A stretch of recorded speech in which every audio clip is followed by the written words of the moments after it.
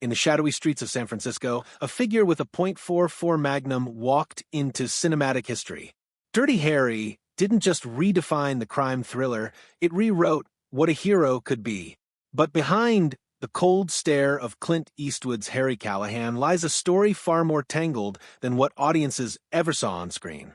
From feuds and near misses to political storms and eerie real-world parallels, these are the secrets of Dirty Harry, the movie Hollywood almost couldn't handle. Before Clint Eastwood ever uttered, "Do you feel lucky, punk?" the role of Harry Callahan had been offered to and rejected by some of Hollywood's biggest legends. Frank Sinatra was first in line. The crooner-turned-actor was set to play the relentless cop, but fate and a hand injury intervened. With Sinatra unable to hold the massive .44 Magnum revolver, the project stalled. That if this kind of story touches your heart, if you're someone who cares about truth, responsibility, and speaking up for the voiceless, please like this video, subscribe to our channel, and share it with someone who should hear it. Let's get started.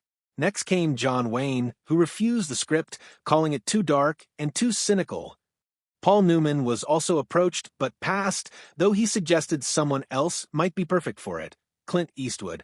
That single recommendation would reshape the history of American cinema. At the time, Eastwood was already famous for his stoic gunslingers in spaghetti westerns.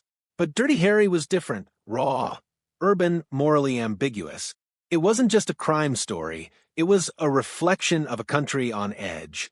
America, in 1971, was torn between fear of rising crime and mistrust of authority.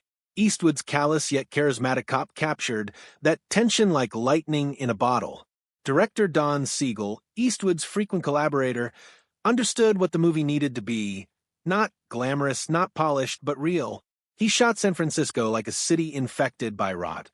Decaying buildings, harsh sunlight, and a soundtrack of sirens and desperation. The camera never flinched. Siegel believed that the city itself was the film's silent antagonist. The skyline loomed over every chase, every murder, every quiet moment of doubt. He used long telephoto shots to make Harry seem like a lone figure swallowed by an uncaring metropolis. It was genius, and it was intentional. Yet, not everyone appreciated his approach. Studio executives worried the film was too violent and too bleak. Warner Brothers even considered shelving it. Siegel refused to compromise. "The streets aren't clean," he told one executive. "Neither is Harry." Few fans realized that Dirty Harry's villain, Scorpio, wasn't just inspired by a typical movie madman, he was drawn straight from real-life terror.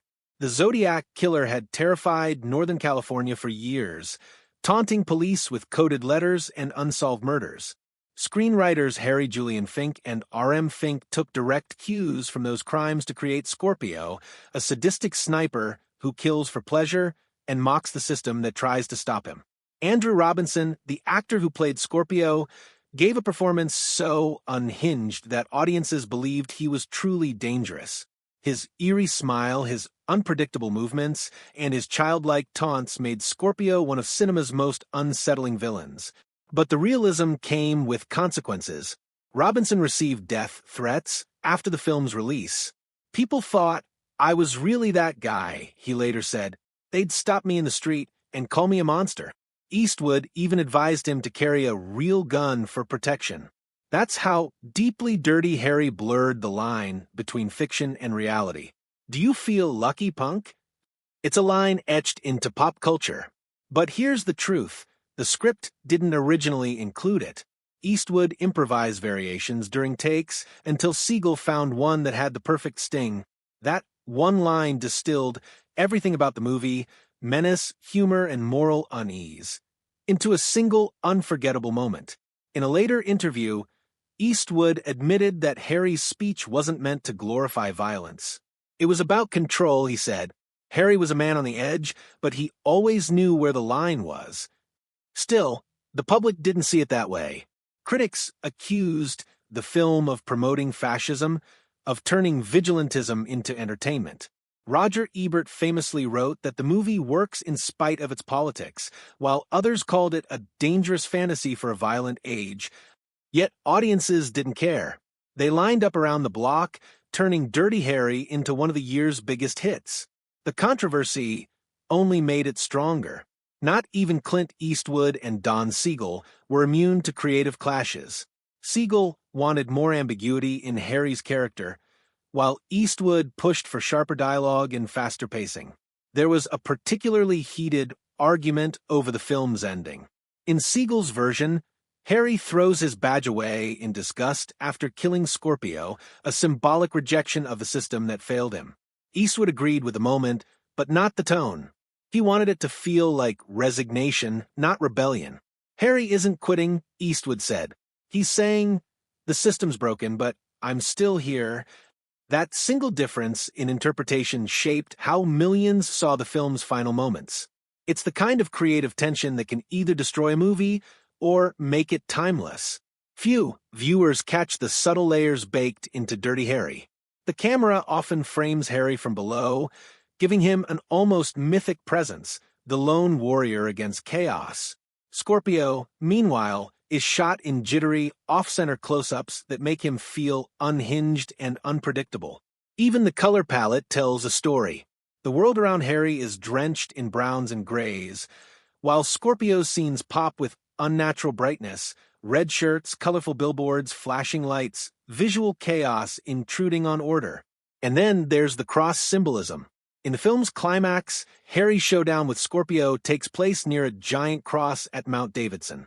Siegel later admitted that he shot it deliberately to evoke themes of martyrdom, Harry as both savior and sinner. He's not God, Siegel said. He's a man forced to play God. When Dirty Harry hit theaters, America erupted. Civil rights groups and political commentators condemned it as fascist cinema. Police organizations praised it as a realistic portrayal of what law enforcement faced daily. The film had arrived at a moment when the country was debating law, justice, and morality. The Vietnam War raged on, protests filled the streets, and trust in authority had cratered. Harry Callahan became a lightning rod for that national anxiety, a man who did what others secretly wanted to but couldn't. Eastwood, never one for political grandstanding, brushed off the controversy. It's a movie, he said. If people see politics in it, that's their business. But the label stuck. For decades, Dirty Harry was invoked in political debates, from Reagan-era law enforcement policies to modern-day discussions of policing. It had transcended film. It had become myth. Imagine Dirty Harry without Clint Eastwood. It's almost unthinkable, yet the early casting list reads like an alternate universe. After Sinatra dropped out, producers considered Robert Mitchum, Burt Lancaster, and Steve McQueen. McQueen refused, saying he didn't want to play another cop with a gun. Ironically, his later film Bullet explored similar themes, though with less moral weight. When Eastwood finally signed on, he brought his own creative ideas. He reworked dialogue, adjusted scenes, and even influenced costume choices, insisting Harry's suit look slightly worn, not pristine. He's a guy who's been around, Eastwood said. He's not out to impress anyone. Andrew Robinson, meanwhile, was an unknown stage actor at the time. His casting was a gamble. Siegel fought for him, arguing that a fresh face would make Scorpio more unpredictable. He was right. Audiences couldn't separate Robinson from the role for years afterward. The shoot wasn't easy. San Francisco's unpredictable weather, tight schedules, and the tension of real police monitoring the production made every day a challenge. In one famous scene, Harry chases Scorpio across the city's rooftops. Eastwood insisted on doing much of the running himself, against studio safety advice. He wanted it real, Siegel said later. If Harry looked tired, it's because Clint was tired. But the most dangerous sequence came during the Lake Berryessa scenes, a direct echo of the Zodiac's real-life crimes. Locals protested, worried the production would attract unwanted attention. Siegel pressed on, determined to show that the evil in Dirty Harry wasn't confined to back alleys. It lived in open daylight. When Dirty Harry premiered in December 1971, it didn't just make money, it sparked a revolution. Movie heroes were no longer bound by moral clarity. They could be flawed, violent, even wrong, as long as they were real. Eastwood became the face of the new American antihero. The success of Dirty Harry spawned 4 sequels: Magnum Force, The Enforcer, Sudden Impact, and The Dead Pool, each exploring different shades of Callahan's complex morality. But none matched the raw power of the original. Critics eventually softened, acknowledging the film's craftsmanship and cultural impact. What was once dismissed as fascist was later praised as fearlessly honest. For all its glory, the film took a toll. Andrew Robinson struggled with typecasting. Eastwood faced criticism for years about his portrayal of violence. Yet, both men defended their work as storytelling, not propaganda. "We were holding up a mirror," Eastwood said. "People didn't like what they saw." Decades later, that mirror still reflects uncomfortable truths. In an era of moral ambiguity, Harry Callahan feels more relevant than ever. A symbol of the eternal struggle between law and justice, rules and results, compassion and control. Few know that the film's iconic final scene, Harry tossing his badge into the quarry, was inspired by High Noon. In that 1952 classic, Gary Cooper's sheriff walks away from his town after realizing justice has no meaning without integrity. Eastwood saw Dirty Harry as a darker echo of that sentiment. "He doesn't throw away the badge because he's quitting," Eastwood later said. "He throws it away because he knows it never really protected anyone." It's a haunting image, one that lingers long after the credits roll. Today, Dirty Harry stands not just as a film, but as an artifact of its era, a time capsule of America's fears and contradictions. Every frame hums with tension, the chaos of the city, the loneliness of a man doing what no one else will, and the question that still hangs in the air: who decides what's right? In a later reflection, Don Siegel called Dirty Harry a fable for adults. He wasn't wrong. Beneath its bullets and bravado lies a philosophical riddle. Can justice survive without mercy? Can law mean anything if it's powerless? The film offers no answers, only Harry's weary stare. The years have been kind to Dirty Harry. Its influence can be seen in every gritty cop drama that followed, from Lethal Weapon and Training Day to The Dark Knight. Each borrowed a piece of Harry's DNA. The lone protector, the blurred ethics, the thin blue line between order and chaos. Eastwood went on to become one of cinema's most respected directors, known for films that continued to probe moral gray zones. Unforgiven, Mystic River, Gran Torino. You can trace all of them back to Harry Callahan's cold, haunted eyes. Even Andrew Robinson found peace with his role. Decades later, he called Scorpio the best thing that ever happened to me.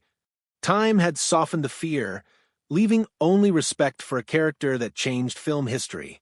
More than 50 years later, Dirty Harry remains a cultural Rorschach test.